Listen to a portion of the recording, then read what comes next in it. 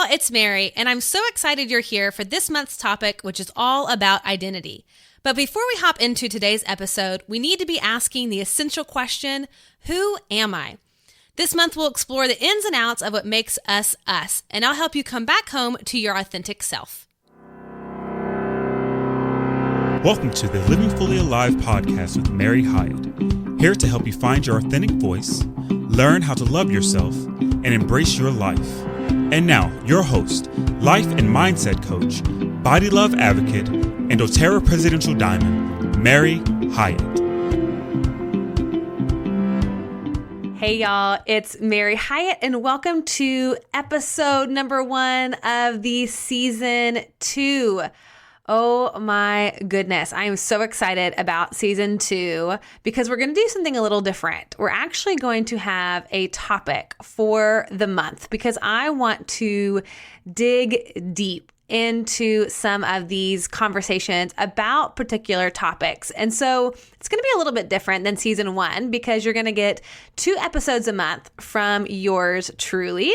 You're also going to get 1 candid conversation with my new part-time co-host, Lindsley Brooks, who hopefully you guys already know and love her so much. So we're going to candidly talk about the topic for the month.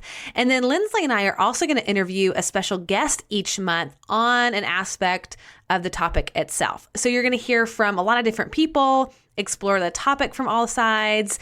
And this is kind of my version of taking yourself through self-discovery school. We're going to slow down. We're really going to investigate the topic so that you have the opportunity to integrate what you've heard. But for today's episode, we are diving into our monthly topic of identity. And this is going to be an episode where you're going to want to pull out a pen and a paper. Get your phone ready if you want to take some notes, because you're going to get a lot more out of today's episode if you can sort of workshop this a little bit. So I want this to not only be great information, but also give you a chance to dive into the integration of what you hear so that you can actually apply this to your life. Because otherwise, we all have enough information. What the heck's the point? So as with anything, as we dive into this month's topic of identity, let's start at the beginning. Let's talk about what an identity is first and why it's so important. So obviously, part of our identity is made up of our age, our gender, our race, height, eye color, family of origin, etc. So for example, I am 33 years old, 5'6", white American female, Caucasian with green eyes, who is the daughter of Michael and Gail Hyatt. I mean, sure, those are elements. That's part of my identity, but that is part of the identity of myself that I am not going to change. Those are sort of the immutable facts of me. However, what is way more interesting and what we're going to get into today is the part of our identities that contain these more, let's call them subjective elements, our unique skills, our talents, our abilities, our body type, our visions, our beliefs, our hopes, our dreams, our occupation, our hobbies, the things that we gravitate towards, the things that make us come alive, the parts of ourselves that feel so natural and easy, the parts of ourselves that are, for example, not circumstantial, and the parts of ourselves that don't include a title or a label or a role. And so what I'm talking about is our core identity, what makes us uniquely us, our innate personality that doesn't include pretending or shape-shifting or wearing masks. And it's interesting as I have been working with my personal one-on-one clients, also a lot of the women in my group coaching programs, what is so fascinating to me as I study sort of the commonalities amongst women who are doing this kind of work, there is this need to be a particular someone in order to be accepted, or to be someone in order to make sure that we protect ourselves from rejection, or ultimately be whoever we think we need to be in order to receive love. And oftentimes that person who we're showing up as, that is the part of us that is accepted or not rejected, or the part of us that gets us love, that version isn't always our true self. And what is so important to grasp when we're talking about identity is that how we define ourselves is vital to living a life where you are fully alive. So let's kind of think about this. So who you say you are, or who you are afraid of being, or who you are afraid to show up ultimately dictates our behavior every day. There is this beautiful quote by Rebecca Campbell, and she says, "If you do not know who you are and claim it, you will look to others for permission to be who you think you might be or desire to be someday." It's like we outsource our identity to other people. And when we are living a life playing the role of someone other than our true selves, I mean, God, that just feels so empty. We start feeling incredibly resentful. We begin to self-sabotage because in the long run, there can be no real peace when we aren't being authentic. And when I think about authenticity, I can't help but think of my favorite imaginary BFF, Brene Brown. And she says, authenticity is the daily practice of letting go of who we think we're supposed to be and embrace who we are. Now, for some of you who know my story, I mean, I lived this way in my previous marriage, my ex-marriage with my ex-husband, for so many years, being somebody who I thought that I had to be, having an opinion that I knew wouldn't rock the boat, playing a role. And it left me feeling like I was in a cage. I was smiling, I was pretending, being somebody who I was not. And it's not that all of it was fake. It's not that all of it was untrue, but my core identity, who I was in my hardest of hearts, my core of my core, was far from running the show. In fact, God, I mean, really up until I started this journey of self-discovery about 7 years ago, I mean, really, not only in that marriage, but just growing up, I was scared to be myself, scared to use my voice, scared to have any kind of real emotions. And so in that marriage, I shut down. I mean, I numbed out. I was always faking a smile. My eyes went blank. I mean, you can actually see it. When I look back at old photos, it's crazy. It's like my smile looks so forced and my eyes look so hollow because it wasn't me. And the reality is sometimes we don't even know that we're doing this. Like I didn't have that awareness during the time. I didn't know I was doing it. I was just trying to be a good wife. I was groomed to be a people pleaser, to be codependent and have a small voice. I never even knew to question that. And most of us have been doing this sort of song and dance for so long that we don't even know who we truly are in the first place, who we were before we started earning love by being the person someone else wanted us to be. But what's fascinating and important to understand is that whoever we think we are is sitting in the driver's seat, making all of our decisions. How we define ourselves is the clearest indicator of where we are going to end up. My, not my imaginary BFF, but my crush of all time, Tony Robbins. Y'all know I just can't even handle myself around him. He's so dreamy. He says, and this blew my mind the first time I heard this. He says, the most powerful force in the human psyche, is people's need for their words and actions to stay consistent with their identity, how we define ourselves. The most powerful force in the human psyche is people's need for their words and actions to stay consistent with their identity, how we define ourselves. So if you say, I'm a mess, or I'm crazy, or I'm a bad person, or I have no self-control, I'm only a mother, I'm not adventurous, I'm not fun, I'm not brave, I'm a terrible speaker, I'm a bad teacher, I'm not any good on camera, I'm just not an active person, I'm a foodie, I'm simple, I'm complicated. Each of these descriptions to our identities are supercharged, they're like positively or negatively. And depending on how we feel about each of these statements, it will shape our behavior. We want to stay consistent with how we define ourselves. And our brain has literally no other option than to go to work to be consistent with that definition of ourselves. I remember I would say out loud, I would say that I had anxiety. I defined myself as an anxious person.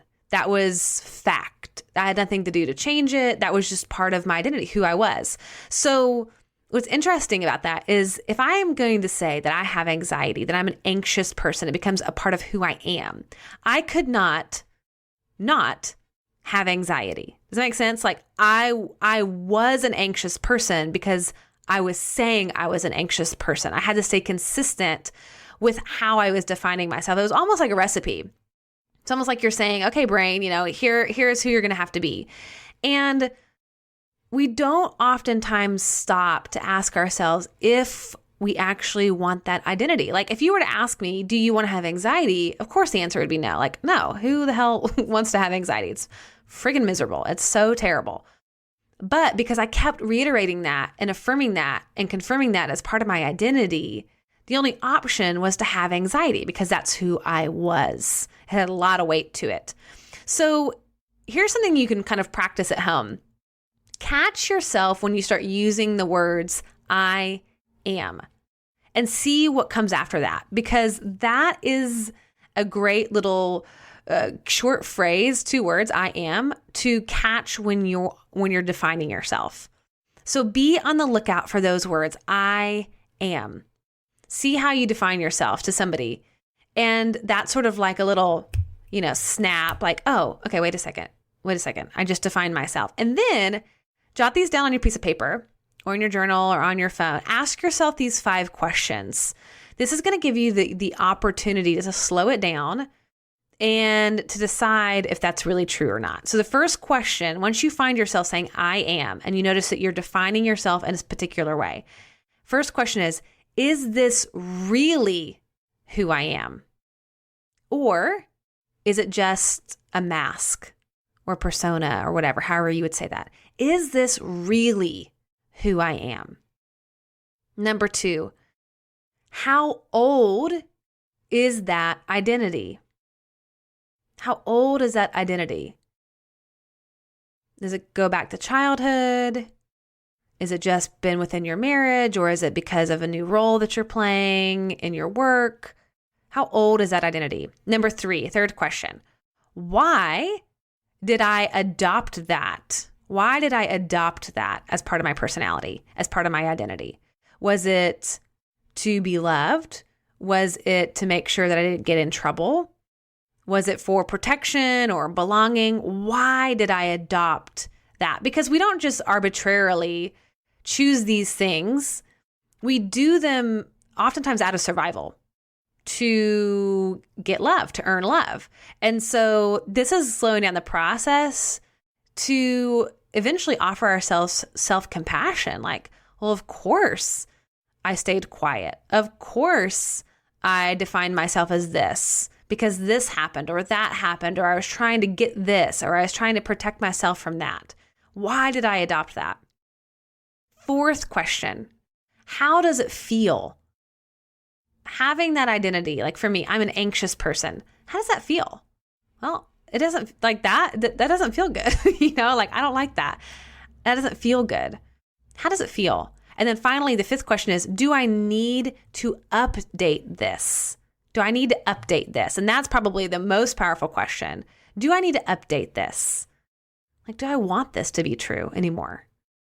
Does it even make sense for where I am? Have I changed that I need to update this? Do I want it to change? So is this really who I am? How old is that identity? Why did I adopt that identity? How does it feel living in that identity? And do I need to update this identity? Okay, so those are 5 questions. Once you notice yourself saying, I am, you can pause and ask yourself those questions. And Tony Robbins goes on to say, when he's talking about identity, he says, as we develop new beliefs about who we are, our behavior will change to support the new identity. That to me is the hope. That's the part that gets exciting. Like we get to evolve. We get to change. We get to come back to who we truly are. I can remember, this is probably when I was in high school, maybe, years ago. Someone told me, Mary, you're a great starter, but you suck at follow through. And in that moment, I didn't know this, but in that moment I had a choice. I could adopt that identity that I was not good at follow through or reject it. And I didn't know that. I didn't have that awareness at the time. So I took what they said, who I was, as truth. I adopted it. And so for years, I didn't believe that I could develop any kind of discipline to see something through because I was just telling myself what somebody else had regurgitated to me that I wasn't any good at follow through. And then, one day as I started learning about identity and started diving into these limiting beliefs, it was like, oh my God, like this isn't even true, or I don't want this to be true. I, in that moment of awareness, realized, oh, somebody handed that to me and I grabbed it and I put it onto myself. But I wanted to update that identity to somebody who was not only a fabulous starter, which I am, I'm a great quick start, but somebody who completed things. I wanted to take my ideas and my projects to the end. So I had to update my identity, which ultimately, again, to stay consistent with my identity, ultimately it changed my behaviors and my actions. I learned discipline. I learned how to show up after the initial excitement. I learned to lean in when it got hard. And that shift, developing that kind of discipline, because I shifted the way I was defining who I was, allowed me to be successful in my doTERRA essential oil business, as a life and mindset coach, as a group and retreat facilitator, as a podcast, host. I mean, all of these things require follow through. And the only way that I was going to be able to be successful was to define myself in a way that allowed my actions and my behaviors to stay consistent with that definition. And then I don't know if anybody can identify with this. I feel like if you are in the South, you sure as hell can. I think honestly, if you're a woman, you can probably identify with this. But someone told me when I was little, I have 4 sisters, so there's 5 girls in my family. They would always say that all the girls in my family were little chiefs. And I internalized that as a really shameful thing. I got the message really early on that I was too strong, that my voice was too powerful. I got that message that having a strong voice wasn't a good thing for a woman to have. And as a little girl who just wants to be loved, it's like, I didn't want that identity. I didn't want to be somebody who was too strong or too powerful. And y'all, I have spent years reversing that, air quote, identity that somebody handed me when I was a little girl. I gave away that power and my light diminished. And along the way of resisting my true identity, I fell asleep to myself. I was avoiding who I really was because I thought the real me couldn't be loved and accepted. And so I kept quiet. I played small. I didn't want to be the girl with a powerful voice. And so I wasn't, which is like, if you know anything about me, I love to speak. I love to teach. I have a strong resonance to my voice. I have a powerful voice. And yet it's only been within the past several years as I started working on this issue and finding my voice again that I realized, oh, somebody handed me an identity years ago that I adopted. And I've had to now update that, redefine who I am. And let's get one more quote for good measure from our good friend Tony. So Tony Robbins, he says, identity is an incredible invisible force that controls your whole life. It's invisible like gravity is invisible, but it controls your whole life. And just think about that, like who you think you are, who you define yourself as. I mean, that controls everything in your life. And when it's subconscious, when you don't have the awareness of it, you can't do anything to change it. So I want to offer you another option. Like the whole point of this podcast is to give you permission to start shifting, to give you permission to come back home to who you truly are. And so let's make this practical and get clear on what your current identity is. Because before you can change anything, you got to know where you are. And we're going to kind of just get curious and see if this current identity that you have is your real authentic self, or if you actually want to begin to let go of some of those descriptions or definitions of yourself so that you can begin to fully embrace your authentic self. Hey y'all, I just wanted to interrupt this episode real quick to tell you that you are not going to want to miss my episode with my new co-host, Lindsley Brooks, next week. We take this monthly topic of identity even deeper and have a very candid conversation about the identities we wear as women. Many of these subconscious roles were inherited from our mothers, society, and culture, and we're going to discuss what happens when these roles and identities no longer fit after divorce, age, or life experiences. So make sure that you subscribe to the Living Fully Alive podcast so that you don't miss out on any of the episodes.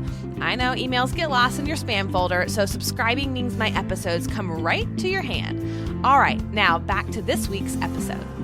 So let's identify the 3 elements of your current identity. So this is where you're going to grab your pen, grab your paper. This might be an excellent little journal exercise that you can do even after you complete this episode.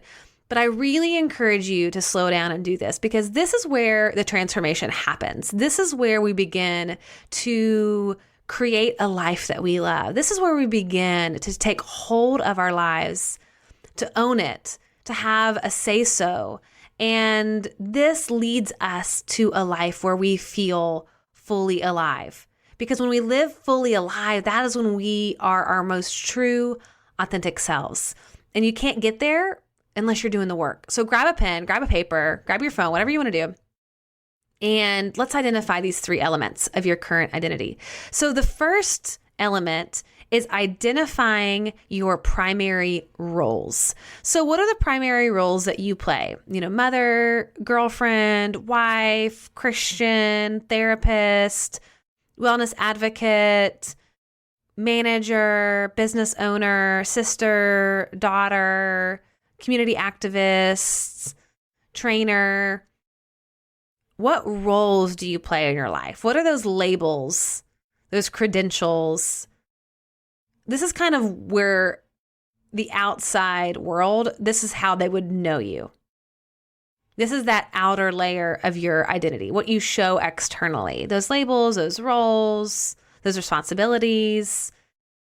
So what are the roles that you play? And just list them out, just like start from one and go as long as you can. And oftentimes, like what I do when I do these journaling exercise, I'll get to the end and I'll ask myself, what else?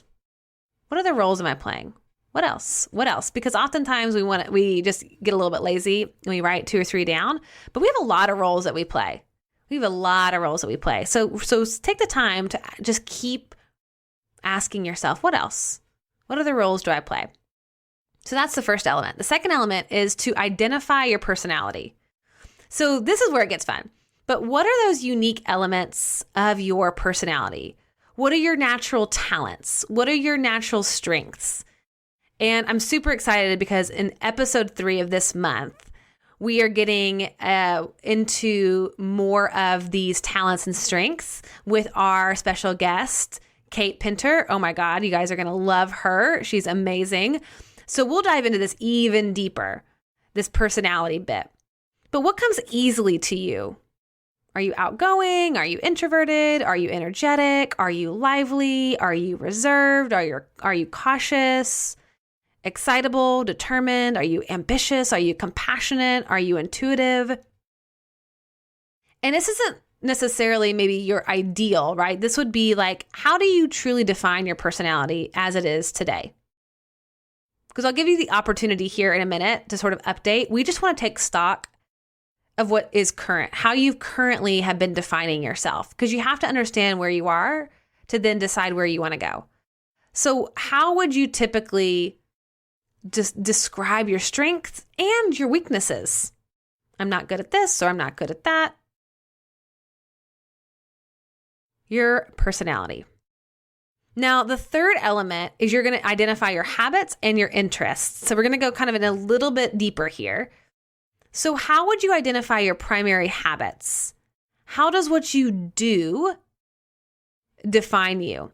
And this is where you're going to see the phrase I am more than anywhere else. This is like how you would describe yourself to your friends, or even subconsciously you might blurt this out when you're eating dinner or just randomly in your day-to-day life. I'm a foodie. I'm an early riser. I'm always up late. I'm a night owl. I'm obsessed with time. I love old cars. I'm someone who loves to work out. Or I'm big boned. Or I'm a surfer. Or, God, I love anything that is beautiful. Those times when you say, I am. I'm a hothead. However you would describe yourself, good or bad, negative or positive, doesn't matter. Identify your habits and your interests. This is where you're going to see that more casual way of defining yourself. And this is a sticky part, because this is typically where we need a lot of updating. Because this is typically the area where we have been handed by other people these definitions of ourselves, and we've taken them on. And so just write those out. Number them out. 1, 2, 3, 4, 5, 6, 7, 8, 9, 10, however many you want to do. Identify your primary habits and interests. And now, once you've gotten a clearer picture of your current identity, this is where we can begin to ask ourselves the big question. And jot this down. Do I want to upgrade any of these descriptions? Do I want to upgrade anything? Is that identity ultimately going to give you what you want? Because remember, think about the behaviors and the actions that are going to come alongside how you're defining yourself. Is this current identity going to give you what you want? Because if you think about it, like if you're going to be a diamond leader in doTERRA, if you're going to be the CEO of your business, if you are going to be a author and a speaker, if you want to earn 6 figures, whatever that might be, if you want to run a nonprofit, if you want to run a marathon, if you want to, the list is limitless, right?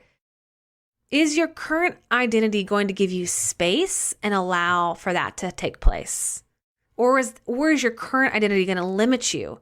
Like if you say, I don't enjoy being active, but there's this goal that you have maybe to run a half marathon. It's not my goal, I can tell you that. But actually, I really want to do a handstand. So like that's one of the things that's exciting me right now about moving my body is to do a handstand. Well, if I had in my current identity that I'm not flexible, that would be a way of defining myself, then that identity doesn't ever give me the opportunity to do a handstand.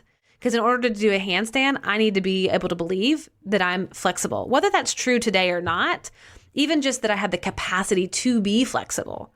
So is your identity going to give you what you want? And then do you like how it feels to be in that identity? Your current identity, does it feel like home? Or does it feel fake? Do you feel like a fraud? Are you beginning to feel resentful? Are you living a life that is unfulfilling?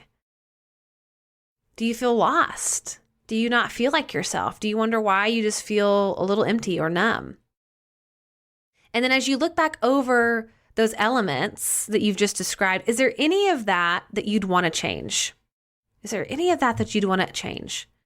Because the goal is to always show up as more of who you truly are. To always let more of your real self be seen. To lay down that mask and to step into the light. That is where we find the most peace, where we can live truly fully alive and to have the freedom to just live. Brene Brown says, authenticity is a collection of choices that we have to make every day. It's about the choice to show up and be real, the choice to be honest, the choice to let our true selves be seen. And ultimately, that's the only way that we're going to be able to receive love. because we cannot receive love when we're not operating out of our true selves. Because then whoever it is that's trying to love us is just loving this fake version, the pretending version, the masked version of ourselves. And then we don't feel known. We don't feel seen. We don't feel like we belong because we're not letting our true self be seen. We have to begin to base our identity more on the core of who we are and not let other people or society dictate our identity. Y'all, we get to decide. We get to define ourselves. And after all, we're the ones who have to live with ourselves.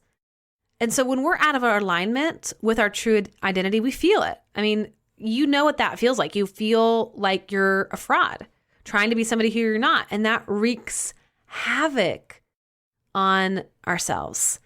So now for just a little fun, this is where you get to begin to curate your own identity and to tap back into the real you. So grab that pen and paper again and go to a new page, get a clean sheet of paper and divide it into 3 columns left to right. So you have a left column, a middle column, and a right column. So on the far right side, I want you to write 5 at the top, 5 ideal identities. And right underneath that, write, I want to be perceived as. 5 ideal identities. I want to be perceived as ... On the left side, write out 5 unwanted identities. 5 unwanted identities. And below that, write, I do not want to be perceived as ... I do not want to be perceived as. And then in the middle, write 5 unshakable identities. 5 unshakable identities. I know, and underneath that, right? I know this will always be me ... I know that will always be me. And take some time to fill this out.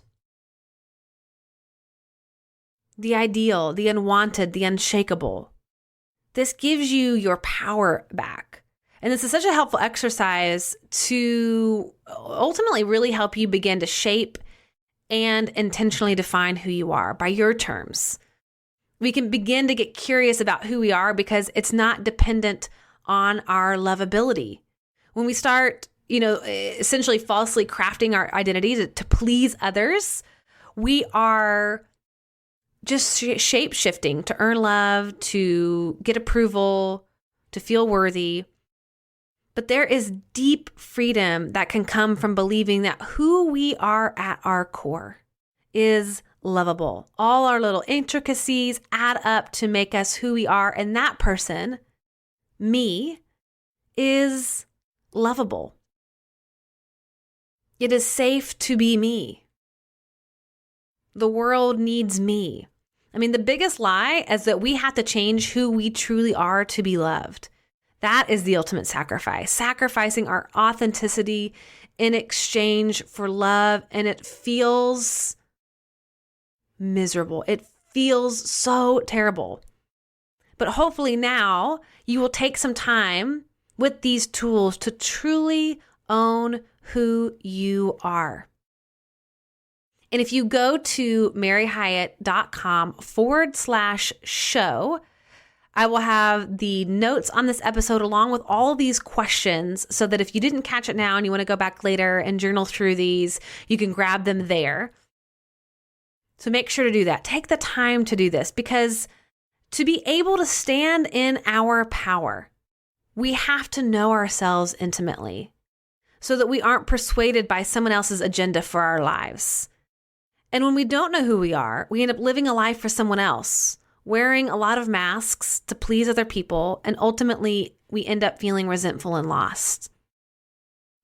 Cummings says, to be nobody but yourself in a world which is doing its best night and day to make you everybody but yourself, means to fight the hardest battle which any human being can fight and never stop fighting. I'm going to read that again because I kind of butchered it. And I do this in one take, y'all, so I'm not going to go in and edit this. Let me read that again.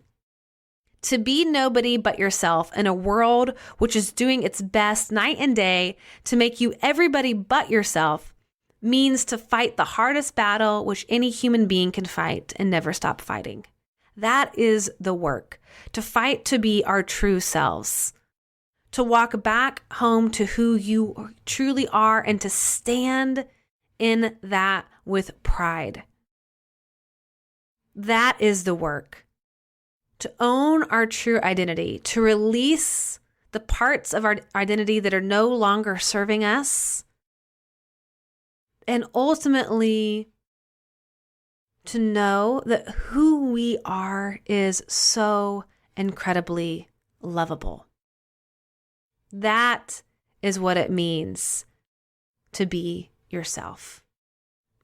So good. Guys, I truly hope that you have enjoyed today's episode, and please make sure to join me next week where my new co-host, Lindsley Brooks, and we're going to have a really candid conversation about our own identities. I mean, y'all, we get into it, the good, the bad, the ugly. You're not going to want to miss that one. We talk about divorce. I mean, I think you're going to really like these episodes with her because obviously this is more teaching style, but I want to bring you into what it would be like to have a drink with Lindsley and I, or have a cup of coffee and just sit around in my living room and just talk about this stuff candidly. And so make sure to get on that next week. And don't forget to subscribe, because y'all know emails get sent to spam.